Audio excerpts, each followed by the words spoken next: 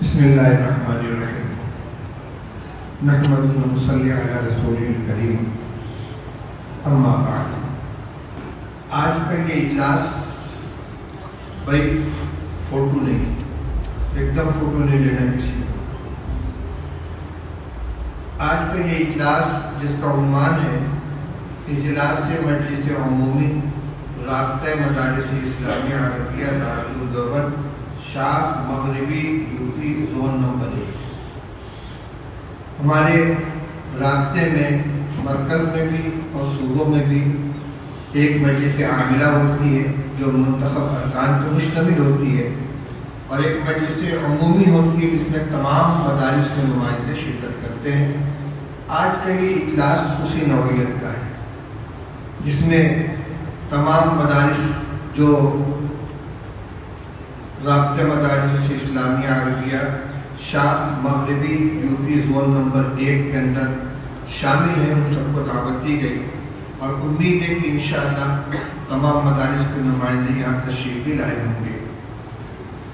یہ ایک ضابطے کا اجلاس ہے اور اس میں ایجنڈے کے تحت جو امور ذکر کیے گئے ہیں ان میں کئی ایک کی تکمیل ہو چکی ہے، باقی نمبر 3 اور نمبر 4 جس کے سلسلے میں گفتگو کرنے کا مجھے مکلف بنایا گیا ہے، مربوط مدارس کے نظام تعلیم و تربیت کو مزید بہتر بنانے پر غور اور مربوط مدارس اسلامیہ کے درمیان ربط باہمی کا استحکام۔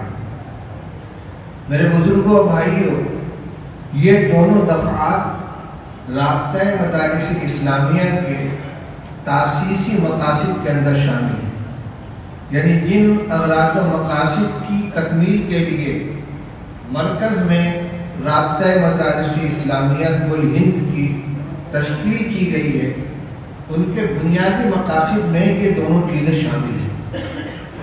مدارس کا حاصل تعلیم اور تربیت ہے۔ اسکول کالج میں صرف تعلیم ہوتی ہے، ہمارے مدارس کے اندر تعلیم اور تربیت دونوں کا نظام بنایا جاتا ہے۔ تو ہمیں اس کا خیال رکھنا چاہیے کہ ہماری ساری گفتگو صرف تعلیم کی ارد گرد نہ گھومے، بلکہ تعلیم و تربیت یہ دو الفاظ جو اغراض و مقاصد میں بھی شامل ہیں اور ہمارے ایجنڈے میں بھی شامل ہیں، ہم جب گفتگو کریں غور و فکر کریں تو دونوں چیزیں پیش نظر رہنی چاہیے۔ نظام تعلیم کس طرح مستحکم ہو، اس کے لیے کیا کیا چیزیں ضروری ہیں ان کو پیش نظر رکھیں۔ پھر ملت نے اپنے جن نونہالوں کو ہمارے سپرد کیا ہے اور وہ زندگی کا ایک قیمتی حصہ ہمارے زیر نگرانی گزار کر اپنے گھر، اپنے وطن اور اپنے اہل خانہ میں واپس جاتے ہیں، ان کو کیا بنا کر ہمیں پیش کرنا ہے، ان کے اندر کیا صلاحیت اور کیا صالحیت پیدا کرنی ہے۔ ایک صلاحیت ہے، ایک صالحیت ہے۔ صلاحیت تعلیم کے ذریعے ہے اور صالحیت تربیت کے ذریعے ہے۔ دونوں چیزیں جب جمع ہوں گی کہ ہمارا فاضل یا ہمارے مدرسے میں جہاں تک کی تعلیم ہے، آخری درجے تک تعلیم حاصل کرنے والا طالب علم جب ہمارے یہاں سے نکل کر جائے تو وہ کیا لے کر جاتا ہے، کتنی صلاحیت اس میں پیدا ہوئی ہے علم کے اعتبار سے، اور کتنی صالحیت پیدا ہوتی ہے مزاج کے اعتبار سے، دینداری کے اعتبار سے، انسانیت کے اعتبار سے۔ تو دونوں شعبوں میں ہمیں پوری محنت کرنی ہے اور دونوں کو اپنی ذمہ داری سمجھ کر اور پوری دیانت داری کے ساتھ اس پہ محنت کرنی ہے۔ ایک بات یہاں میں عرض کروں، ہمارے ماشاءاللہ سب برادری کے لوگ ہیں، پڑھنے پڑھانے والے اساتذہ کرام و منتظمین ہیں۔ مدارس کا عام مزاج یہ ہے کہ اساتذہ کرام اپنی ذمہ داری کو درس و تدریس تک محدود سمجھتے ہیں۔ بہت ذمہ دار قسم کے مدرس ہیں تو وہ باقاعدہ مطالعہ کریں گے، اہتمام سے وقت سے درسگاہ میں حاضر ہو جائیں گے اور محنت سے پڑھائیں گے۔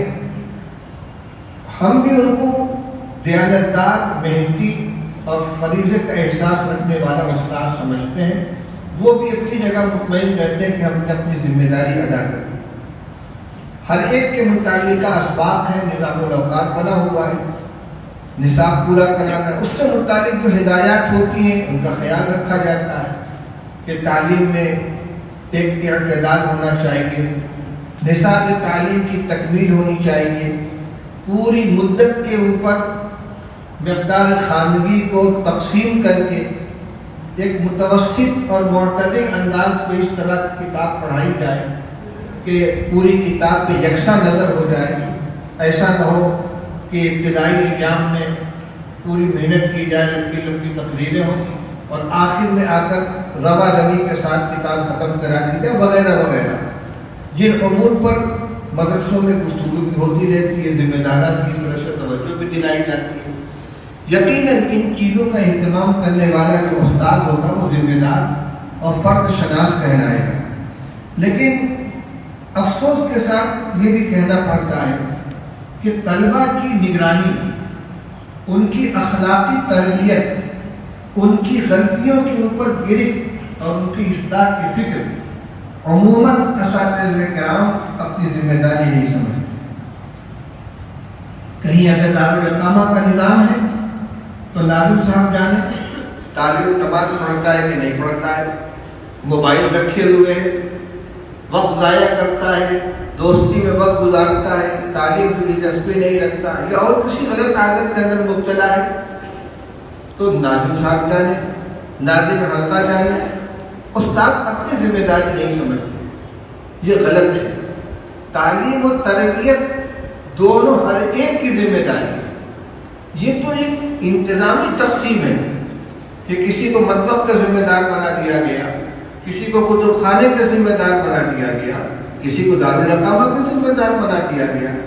وہ ہاسٹل کی تقسیم کرے گا، کس طالب کو کس کمرے میں رکھنا ہے، کس کہاں کتنی گنجائش ہے، سیٹوں کی تقسیم ہے، طلبہ کی رہائش کو دیکھنا ہے، کوئی غیر متعلق تعلیم میں ٹھہرنے نہ پائے وغیرہ وغیرہ۔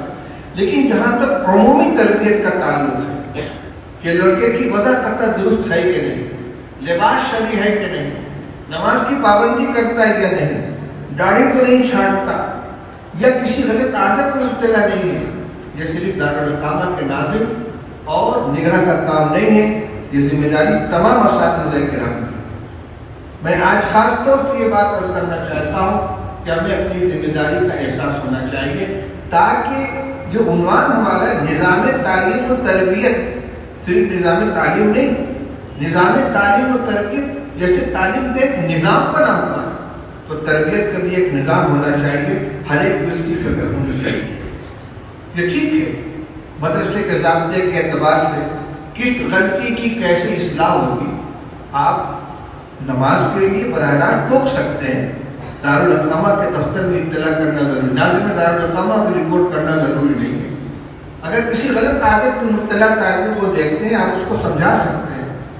حضرت مولانا ارشد صاحب دامت برکاتہ دارالعلوم دیوبند کے صدر مدرسین ہیں، وہ مجلس تعلیمی کے اندر بھی یہ بات فرماتے ہیں کہ اساتذہ کو چاہیے کہ وقتاً فوقتاً درسگاہ کے اندر جو نصاب چل رہا ہے، جو کتاب چل رہی ہے، اس کے ساتھ ساتھ کچھ اخلاقی اصلاحی باتیں بھی بتایا جائے، اس کی طرف متوجہ کیا جائے۔ اب نظام تعلیم و تربیت کو فعال بنانے کے لیے اور مزید بہتر بنانے کے لیے ہمیں یہ دیکھنا پڑے گا کہ اس میں کوتاہیاں کیا ہیں، کمی کیا ہے۔ کمی کا ازالہ ہی اس کو بہتر بنانے کا ذریعہ ہے۔ اس میں جیسا کہ میں نے اشارہ کیا کہ درس و تدریس جو نصاب تعلیم متعین ہے اور مقدار خواندگی ہے، اس پر نظر ہونی چاہیے کہ ہر استاد اپنے متعلقہ کتاب کی مقدار خواندگی پوری کرنے کی کوشش کرے۔ ایسا نہ ہو کہ نصاب تعلیم تو ہے پوری کتاب کا اور آدھی کتاب میں سال گزر گیا، امتحان بھی ہو گیا، لیکن جو مضامین آگے آنے والے ہیں ان مضامین سے طالب کو کوئی تعلق ہی نہیں۔ خاص طور سے فقہ کی کتابوں میں ابتدائی ابواب سب کتابوں کے اندر ہو جاتے ہیں اور آخر کے ابواب نظر سے رہ جاتی ہیں اگر کتاب مکمل نہیں ہو پاتی. تو نصاب تعلیم کی تکمیل کی کوشش ہونی چاہیے. اور آپ شروع سال میں یہ دیکھ لیں کہ تعطیل کے ایام، جمعہ کے ایام، امتحان کے ایام، ان میں جتنے اوقات صرف ہوتے ہیں، تعطیل کلام، ذی الحجہ کے عید الاضحیٰ کی چھٹی، ان تمام ایام میں اسباق کتنے دن بند رہتے ہیں، ان کو دیکھ کر پورے سال میں سے اس کو منہا کریں. اور عملاً تعلیم کتنے دن ہوتی ہے، مثلاً 355 دن کے اندر 200 دن اگر تعلیم کے ہیں تو اپنے کتاب کے صفحات کو دیکھیں کہ اگر مثال کے طور پر ہمارے پاس 150 دن مل رہا ہے پورے سال میں تعلیم کا اور 300 صفحے کی کتاب ہے تو 2 صفحات یومیہ ہم کو پڑھانا ہے. اگر شروع میں ہم نے آدھا صفحہ پڑھایا، چوتھائی صفحہ پڑھایا، لمبی لمبی تقریریں کرتے رہے تو پھر آخر میں جا کر یا تو کتاب نامکمل رہ جائے گی یا نصاب پورا نہیں ہوتا. اسی طرح طلبہ کو مطمئن کرنا استاذ کی ذمہ داری ہے. خود تیاری کریں، دیانتداری کے ساتھ مطالعہ کریں. حضرت مولانا اعزاز علی صاحب رحمۃ اللہ علیہ دارالعلوم دیوبند کے شیخ الادب بڑے اساتذہ کے استادوں میں سے تھے اور پڑھنے پڑھانے ہی سے ان کو ساری دلچسپی تھی. ان کا مقولہ میں نے اپنے استاد اور جو شیخ الادب رحمۃ اللہ علیہ کے شاگرد تھے مولانا ادریس صاحب اعظمی، وہ کہتے تھے، شیخ الادب رحمۃ اللہ علیہ فرماتے تھے کہ بغیر مطالعہ کے کتاب پڑھانا کتاب کے ساتھ زنا بالجبر ہے. اس کا مہر ادا کرو، اس کا مہر یہ ہے کہ اس کا مطالعہ کرو اور مطالعہ کے اندر خود مطمئن ہو جاؤ. اور اس کے بعد جب خود مطمئن ہو جاؤ گے تو پھر تعلیم کو مطمئن کرو گے.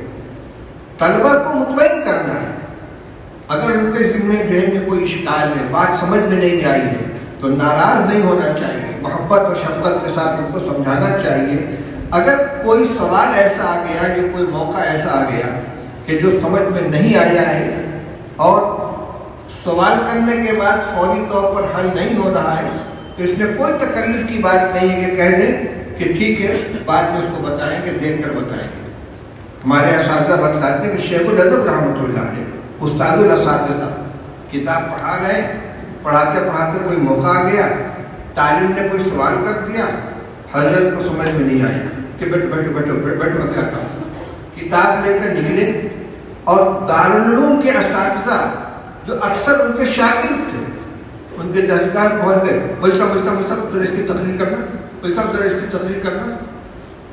اپنی جگہ دکھلائی، انہوں نے اس کو حل کر دیا، لے کر آگے السلام علیکم فلاں ولی صاحب نے اس کا یہ مطلب بتایا، بالکل صحیح بتایا، اللہ ان کو جزائے خیر. کیا اس سے ان کی شان گھٹ گئی؟ درس کے اندر سے اٹھ کے جا رہے ہیں سمجھنے کے لیے.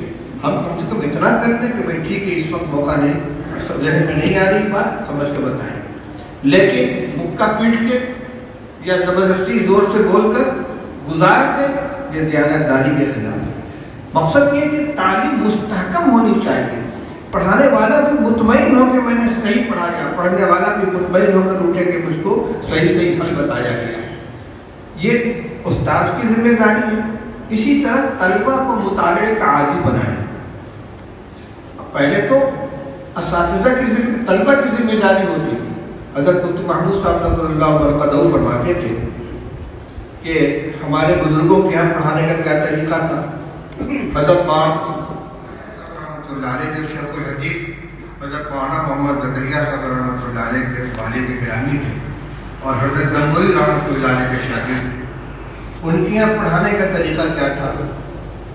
جو کتاب تعلیم کو پڑھنی ہے وہ مکمل حل کر کے آئے اور بیٹھ کر عبادت پڑھے. عبادت خانی کے انداز سے وہ سمجھ لیتے تھے کہ اس نے کتاب سمجھی یا نہیں سمجھی. اگر ٹھیک چل رہا ہے خاموشی کے ساتھ سن رہے ہیں، اسی کا کام ہے عبادت پڑھنا، اسی کا کام ہے ترجمہ کرنا اور اسی کا کام ہے مطلب بیان کرنا. اور اگر کہیں اس نے غلطی کی بس وہ رک گیا، 1-2 منٹ کے لیے غور کر کے پھر پڑھنا شروع کیا. اگر ٹھیک پڑھ لیا تب اب آگے چلا, اور اگر پھر اس نے غلطی کی تب بھائی 3 لفظوں میں سبق ہو جاتا تھا. صحیح پڑھا تو غلط کیا تو اور اگر روکنا ہے تو کہہ کر. اس طریقے سے تعلیم محنت کر کے آتا تھا, پوری تیاری کر کے آتا تھا. فرماتے تھے کہ یہ تو طالب علم کا کام تھا, آج ساری محنت استاد کے ذمہ ہو گئی. طالب علم اگر سبق میں آ کر بیٹھ گیا تو اپنا احسان سمجھتا ہے.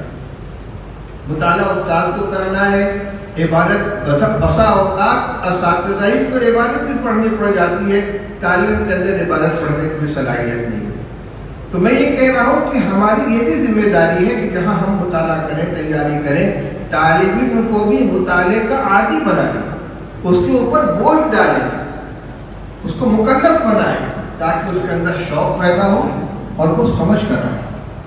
پہلے اساتذہ کرام اس طریقے سے طلبہ کو تیار کرتے تھے کہ بغیر مطالعہ کے وہ درسگاہ میں آ ہی نہیں سکتے. ابھی کل میں نے اپنے سبق کے اندر ایک واقعہ سنایا, اپنا واقعہ. حضرت مولانا سید فخر الدین صاحب مراد آبادی رحمۃ اللہ علیہ کے یہاں ہم نے بخاری شریف پڑھی. دن میں جلد اول پڑھاتے تھے اور عشاء کے بعد جلد ثانی. 12 بجے رات تک سبق ہوتا تھا. میری عادت کے سامنے بیٹھنے کی, عبادت زیادہ تر پڑھنے کی نوبت آتی تھی. ایک دن عشاء کے بعد استنجا کی ضرورت پیش آ گئی, میں چلا گیا اور جب میں فارغ ہو کر آیا تو میری جگہ پر ہو گئی تھی. دائیں طرف بیٹھ گیا, عبادت ہو رہی تھی. ایک عبادت پڑھی گئی, ترجمۃ الباب پہ حضرت نے تقریر کی. میں ادھر سے بولا, حضرت یہاں ایک اشکال ہے. کیا اشکال ہے؟ میں نے اپنی بات کہی. فرمایا کون صاحب ہیں؟ میں نے کہا ابوالقاسم بنارسی. کہ بنارسی صاحب کے سوال کا جواب نہیں دیتا میں. میری تو سناٹا چھا گیا, پسینہ آ گیا. اب پتہ نہیں چل رہا حضرت کیا فرما رہے ہیں, کیا بیان چل رہا ہے. 2 صفحے کے بعد, جب اس وقت رات کا وقت تھا, لمبا سبق ہوتا تھا, 2 صفحے کے بعد امام بخاری رحمۃ اللہ علیہ نے ایک ترجمۃ الباب قائم کیا جس میں اس اشکال کا جواب تھا جو میں نے وہاں پیش کیا تھا. جب وہ عبادت پڑھی گئی تو حضرت فرمایا کہاں ہے بنارسی صاحب؟ میں نے کہا جی حضرت یہ کیا اشکال ہے؟ تو میں نے کہا حل ہو گیا. تو فرماتے ہیں مطالعہ کرتے نہیں, اشکال کرتے ہیں. اب سوچئے کہ بخاری شریف میں 4, 5, 6 صفحے سبق ہوتا تھا. ایک عبادت کو اس طریقے سے مطالعہ کرنا کہ کہاں کون سا شک پیدا ہوا ہے, کہاں اس کا جواب آ رہا ہے, اس میں غفلت ہونے پر سینکڑوں طلبہ کے درمیان میں ڈانٹ پڑ رہی ہے. مطالعہ کرتے نہیں, اشکال کرتے. تو میں یہ کہہ رہا ہوں کہ وقتاً فوقتاً اس طرح کے سوالات کیے جائیں. جہاں سبق چل رہا ہے اس کے ایک صفحہ کے بارے میں کوئی بات پوچھ لیجیے, ہاں بھائی الٹو کتاب اس میں کیا لکھا ہوگا, تاکہ طلبہ کے اندر مطالعہ کی عادت پڑے. اور یہ عادت انہی کے کام آئے گی. ایک بات تو یہ کہنی تھی. دوسری بات, مدارس کے اندر ماحول کو درست کرنے کے لیے ایک تو حضرت مولانا محمد قاسم خان نانوتوی رحمۃ اللہ علیہ نے جو اصول ہشتگانہ مرتب فرمایا تھا دارالعلوم دیوبند کے لیے, اس میں ایک بات یہ بھی ہے کہ اساتذہ کرام ہم مسلک کو ہم مشرب ہوں. سب کا مسلک, سب کا نظریہ ایک جیسا ہونا چاہیے تاکہ اس طرح کا کوئی اختلاف آپس میں نہ پیدا ہو. دوسری بات یہ, آپ کے رات اس میں ایجنڈے میں جو بات نمبر 4 پر کہی گئی ہے کہ مربوط مدارس اسلامیہ کے درمیان باہمی ربط باہمی کا استحکام, یہ مستقل ہے, لیکن ایک مدرسے کے اساتذہ کے درمیان بھی ربط باہمی کا استحکام ہونا چاہیے. منافست بالکل نہ ہو بلکہ معاونت ہو. میں ایک چھوٹے سے مدرسے میں رہا ہوں 40 سال, جامعہ اسلامیہ بنارس میں, کچھ ذمہ داری بھی تھی. میں نے وہاں اساتذہ میں بھی اعلان کر دیا تھا اور طلبہ میں بھی اعلان کر دیا تھا کہ کوئی بھی طالب علم کسی بھی استاد کے پاس پڑھی جانے والی کتاب کسی بھی استاد سے پوچھ سکتا ہے. یہ پابندی نہیں ہے کہ فلاں کتاب فلاں استاد پڑھا رہے ہیں، اس کے بارے میں اگر کچھ سمجھنا ہے تو انہیں کے پاس جائے. یہ نہیں تم فلاں کے پاس کیوں گئے تھے، میری کتاب سے مجھ سے کیوں نہیں سمجھا. اور اسی طریقے سے اساتذہ کے درمیان آپس میں رب مطالعہ کر رہے ہیں، کسی جگہ پر کوئی مضمون اٹک گیا، اپنے سے چھوٹے یا اپنے سے بڑے کسی بھی استاد کے پاس پہنچ گئے، بھائی یہ مقام سمجھ میں نہیں آ رہا ہے. میں ترمذی شریف پڑھا رہا تھا، میرے سامنے کے درسگاہ میں مولانا عبداللہ معروفی جو دارالعلوم دیوبند میں تخصص فی الحدیث کے استاد ہیں، جو اس وقت جامعہ اسلامیہ بنارس میں پڑھا رہے تھے، اور رامپور میں یہ ترمذی شریف پڑھا کر گئے تھے.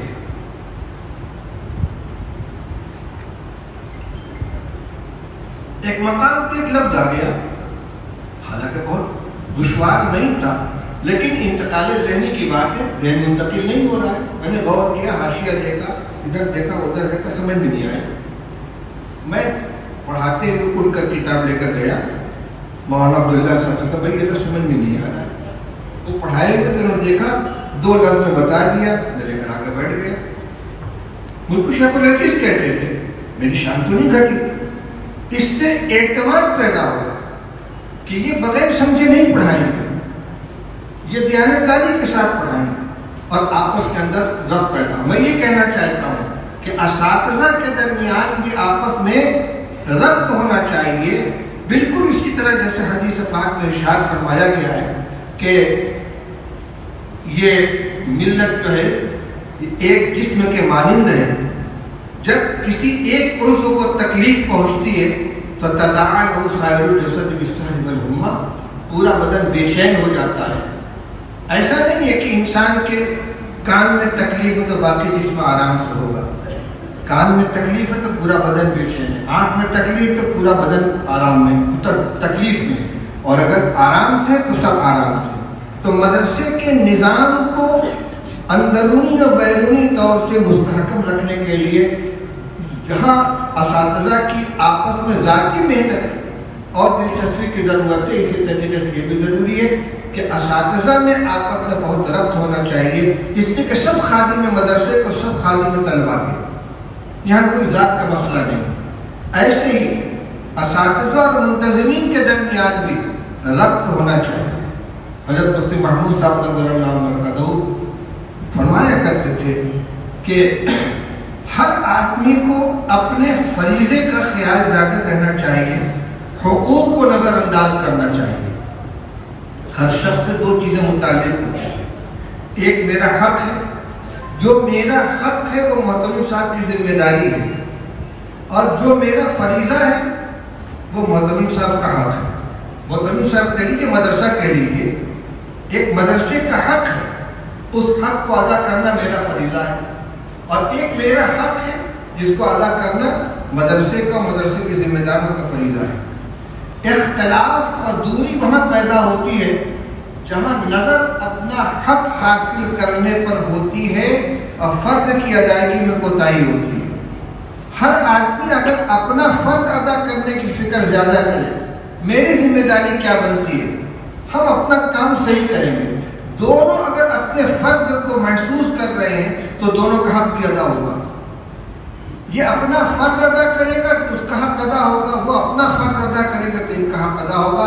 لیکن اگر فرض کو چھوڑ کر صرف حق کے اوپر نظر رکھے تو شکایتیں پیدا ہوگی. ناظم صاحب جو کر رہے ہیں، مدرم صاحب جو کر رہے ہیں، فلاں استاد جو کر رہے ہیں. ہر آدمی اپنی ذمہ داری کو سوچے اور دیانت داری کے ساتھ اس کو ادا کرے، کیونکہ ہمارے مدارس دینی مراکز ہیں. موطا امام مالک کے اندر روایت آپ نے پڑھی ہوگی، عبداللہ بن عباس رضی اللہ عنہ قول ہے، لِكُلِّ شَيْءٍ تَطْفِيفٌ وَوَفَاءٌ. قرآن میں فرمایا گیا وَيْلٌ لِّلْمُطَفِّفِينَ الَّذِينَ إِذَا اكْتَالُوا عَلَى النَّاسِ يَسْتَوْفُونَ وَإِذَا كَالُوهُمْ أَوْ وَزَنُوهُمْ يُخْسِرُونَ أَلَا يَظُنُّ أُولَٰئِكَ أَنَّهُم مَّبْعُوثُونَ لِيَوْمٍ عَظِيمٍ. بربادی ہے، ہلاکت ہے، تباہی ہے ان ناپ طور میں کمی کرنے والوں کے لیے کہ جن کا حال یہ ہے کہ جب ناپ کر یا تول کر کوئی چیز لیتے ہیں تو پوری لیتے ہیں، اور جب دوسروں کو ناپ تول کر دیتے ہیں تو اس میں کمی کرتے ہیں. اعلیٰ یظن اولئک انہم مبعوثون لیوم عظیم. کیا ان کو یہ خیال نہیں ہے کہ ان کو ایک بڑے دن میں اٹھایا جائے گا؟ عبداللہ ابن عباس رضی اللہ عنہ فرماتے ہیں کہ لکل شیء تطفیف و وفا. یہ وفا و تطفیف کا تعلق صرف ناپ تول کر بیچنے خریدنے سے نہیں ہے، ہر جگہ جہاں لین دین ہو رہا ہے سب جگہ سے. بس یہی یہاں آ کے بھی دیکھا جائے گا کہ ہم اگر مدرسے سے کچھ سہولتیں حاصل کرتے ہیں تو یہ ہوا لینا، اور ہماری جو ذمہ داری ہے یہ دینا. تو دونوں کے اندر ایک اعتدال ہونا چاہیے. ایسا نہ ہو خدا نخواستہ کہ ہم لینے میں تو پورا وصول کرنے کی کوشش کریں، اس میں کمی کوتاہی ہو تو ہمیں شکایت پیدا ہو، لیکن جو ہماری ذمہ داری بنتی ہے اس کے اندر کوتاہی ہو. تو اس طریقے سے مدارس کے نظام کو تعلیم و تربیت کے اعتبار سے ہمیں اس کو نظر رکھنی ہے، اور اس کا واحد ذریعہ یہ ہے کہ ہر فرد اپنی ذمہ داری کو پورے طور سے محسوس کرے، اس کو ادا کرنے کی کوشش کرے. جتنی اکائیاں ہیں، اساتذہ ہیں، طلبہ ہیں، ملازمین ہیں، معتممین ہیں، سب اپنے ذمہ داری کو ادا کریں گے، انشاءاللہ کوئی شکایت نہیں ہوگی. اور تعلیم کا جو طریقہ ہے اس کے بارے میں کچھ باتیں ہیں جس کی نصاب تعلیم مکمل کرانے کی کوشش کرنی چاہیے. ایک معتدل انداز سے پورے سال تعلیم ہونی چاہیے، اور دیانتداری کے ساتھ مطالعہ کر کے طلبہ کو مطمئن کر کے پڑھانے کی کوشش کرنی چاہیے. مربوط مدارس میں جہاں کچھ کتابوں کا مشترک امتحان ہوتا ہے تو اس میں یہ چیز زیادہ اہم ہے کہ ہر مدرسے کے اندر نصاب کی متعینہ مقدار پوری کی جائے، ورنہ دو شکلیں ہوں گی. ہر جگہ سے مقدار خانگی جو آئے گی تو جس نے 150 صفحہ پڑھایا ہے اور کسی نے 50 صفحہ پڑھایا ہے. اگر 150 صفحہ کو بنیاد بنا کر امتحان لیا جاتا ہے تو 50 صفحہ پڑھنے والے طلبہ ناکام ہو جائیں گے، اور اگر 50 صفحہ کو بنیاد بنا کر امتحان لیا جاتا ہے تو 150 صفحہ پڑھانے والے کی محنت بیکار جاتی ہے. انہوں نے محنت کی ہے، دیانتداری کے ساتھ پڑھایا ہے، طلبہ نے بھی محنت کی، اساتذہ نے بھی محنت کی ہے، اور اس کا کوئی امتحان ہی نہیں ہو رہا ہے. تو یہ جو مربوط مدارس ہیں، مدرسوں کی طرف سے جو مشترک امتحان کے لیے نظام بنایا جاتا ہے تو اس میں ہر کتاب کی مقدار خواندگی متعین کرنی چاہیے، اتنی ہو کہ جس کو ہر مدرسہ پوری کرا سکے، اور اس کے بعد سب کو مکلف کیا جائے. پھر اس میں کوئی رعایت نہ کی جائے کہ بھائی ہمارے اتنے کتاب کا امتحان ہوگا. اب اگر کوئی مدرسہ اس میں کوتاہی کرتا ہے تو اس کا ذمہ دار کو ہوگا. اگر اس کے طلبہ ناکام ہوتے ہیں تو بورڈ کے اوپر اور رابطے پر اس کی کوئی ذمہ داری نہیں ہوگی. اسی طرح آپ کے ایجنڈے کا جو دوسرا جز ہے، مدارس کے مربوط مدارس میں آپس میں ربط و ضبط، یہ بھی بہت ضروری چیز ہے. یہ ہماری اسٹیٹ نہیں ہے، ہم اپنے مدرسوں کے راجہ اور بادشاہ نہیں ہیں، ہم سب خادم ہیں اور ایک ہی دین کی اور ایک ہی علم کی خدمت کر رہے ہیں. اس لیے جو عرض بدر نہ بزرگ روزگار دیگر عضوہا نہ مان نہ مانت قرار والا معاملہ ہونا چاہیے. مدارس کے جو مشترکہ مسائل ہیں، جو حالات آ رہے ہیں، ان سب کے اندر ایک دوسرے کے ساتھ ہمدردی ہونی چاہیے. افسوس کی بات یہ ہے کہ بعض دفعہ ایسی صورت پیش آ جاتی ہے کہ ہمارے مدرسے کے جو ارکان ہیں، ذمہ داران ہیں، کبھی ان کو ذمہ داروں سے شکایت ہو جاتی ہے، کبھی ذمہ داروں کو ان سے شکایت ہو جاتی ہے، کبھی مدرسے والوں کو آپس میں ایک دوسرے سے شکایت ہو جاتی ہے، ایک مدرسے والے کو دوسرے سے شکایت ہے. ہر مسئلے کا حل ہو سکتا ہے. بڑی بڑی مخالفتیں اور بڑے بڑے اختلافات ختم ہو سکتے ہیں اگر اس کو مضر سمجھتے ہیں تو بیٹھ کر اس کو حل کرنا چاہیے. کس چیز کی شکایت ہے اس کو حل کریں، لیکن اختلاف کو باقی رکھیں گے تو خلیج بڑھتی چلی جائے گی اور اس سے مدرسے کا نقصان ہوگا. اور اس کی ایک اسی کی خاطر یہ شکل رکھی گئی ہے، جو شکلیں ہیں مربوط امتحان، مشترک امتحان دیا جاتا ہے. تمام مدارس کے طلبہ شریک ہوتے ہیں، ممتحن اکٹھا ہوتے ہیں، اکٹھا پرچے جانچے جاتے ہیں. اسی طرح یہ مجلس عمومی ہے، مجلس عاملہ ہے، ان میں مدرسوں کے نمائندے آ کر اکٹھا ہوتے ہیں. یہ مل بیٹھنا اور ایک دوسرے کے مسائل کو سننا، یہ اسی ربط باہمی کو بڑھانے کے لیے. ربط تعاون کے ساتھ ہوتا ہے. اپنے اپنی ڈھپلی اور اپنا راہ اس سے تعاون نہیں پیدا ہوتا. ہر ایک جو مشترک مسائل ہیں، جو پریشانیاں ہیں، ان کے اندر ہر ایک کو دوسرے کے بارے میں فکر مند ہونا اور تعاون کرنے کی کوشش کرنی چاہیے.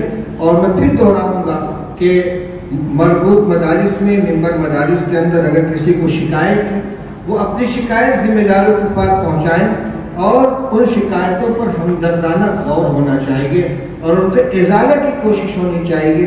ضد والا ماحول اگر ہوگا تو ربط باہمی کے اندر شگاف پڑے گا. اس کا نام ہی رابطہ ہے. یہ رابطہ بنا رہے، یہ آپس میں فصل کا اور جدائی کا ذریعہ نہیں بننا چاہیے. مجھے خوشی ہے کہ آج مغربی زون نمبر 1 کے تمام مدارس کے نمائندگان یہاں اکٹھا ہیں. آپ نے انتخاب بھی کیا اور انتخاب کا جو طریقہ اختیار کیا گیا ہے یہ میرے خیال میں بہت مناسب تھا کہ ہر ضلع کے مدارس نے اپنا اپنا نمائندہ خود منتخب کر کے دے دیا اور ان کو یہاں رکن بنا لیا گیا. اب جو کچھ اختلاف کا رائے ہوا ہوگا وہ اسی ضلع کے کمیٹی کے اندر ہوگا اور کثرت رائے سے یہ اتفاق رائے سے انہوں نے ایک فیصلہ کر لیا. ایک بات اور اصولی طور سے یہ کہنی ہے کہ ہمیشہ میٹنگوں میں اور مشوروں کے اندر یہ ضروری نہیں ہے کہ ہر فیصلہ اتفاق رائے سے ہو. اختلاف رائے ہوتا ہے، لیکن جب میٹنگ میں کوئی فیصلہ ہو گیا تو وہ فیصلہ پوری کمیٹی کا مانا جائے گا. یہ نہیں کہا جائے گا کہ یہ فلاں کی رائے تھی، میں تو اس سے متفق نہیں ہوں. یہ غلط ہے. چاہے وہ دارالعلوم دیوبند کی شورا ہو، چاہے جمعیت علماء ہند کی مجلس عاملہ ہو، یعنی سب سے اونچی سطح کی کہہ رہا ہوں، یا کسی علاقائی مدرسے کی کمیٹی ہو، میٹنگ کے درمیان خوب اختلاف کیجیے، رائے دیجیے، اپنی بات منوانے کی کوشش کیجیے. لیکن اگر دوسرا آدمی اپنی رائے پیش کر رہا ہے وہ معقول ہے تو اپنی رائے پر ضد بھی نہیں ہونی چاہیے، مان لینا چاہیے. پھر آخر میں اتفاق رائے یا کثرت رائے سے جو فیصلہ ہو اس کو پوری کمیٹی کا فیصلہ ماننا کہنا چاہیے. قانوناً بھی وہ پوری کمیٹی کا فیصلہ ہے. بعد میں اس سے اختلاف کا اظہار کرنا کہ میں اس سے متفق نہیں، یہ فلاں کی رائے پر فیصلہ ہو گیا، یہ طریقہ صحیح نہیں ہے. یہ مدرسے کے ماحول کو بھی صحیح کرے گا اور اس سے آپس میں مدارس کے روابط بھی اس سے انشاءاللہ درست ہوں گے. ہر جگہ اپنی رائے کی اور اپنی خواہش کی کچھ قربانی دیے بغیر اتحاد اتفاق پیدا نہیں ہوتا، اور اپنی رائے اور اپنی خواہش کے اوپر اگر اصرار رہے گا تو پھر اتفاق پیدا نہیں ہو سکتا. میرے ذہن میں جو چند متفرد باتیں آئیں وہ میں نے آپ کے سامنے عرض کی. اللہ کرے آپ کا یہ اجتماع ان تمام مدارس کے لیے بہتر مستقبل کا ضامن بنے. جو فیصلے آپ کریں وہ خیر کے فیصلے ہوں اور اس سے مدارس کے نظام تعلیم و تربیت کو بہتر سے بہتر بنانے میں، آپس میں ربط و ضبط کو مستحکم کرنے میں زیادہ سے زیادہ مدد ملے اور یہ کارروائی اسی طریقے سے آگے بڑھتا رہے. میں بہت دیر تک گفتگو نہیں کر سکتا، اس لیے معذرت چاہتے ہوئے انہی چند کلمات کے اوپر اکتفا کرتا ہوں. اللہ تعالیٰ ہم سب کے جمع ہونے کو قبول فرمائے اور مدارس میں اپنی اس کو بہتر سے بہتر بنائے. وآخر دعوانا الحمدللہ رب العالمین.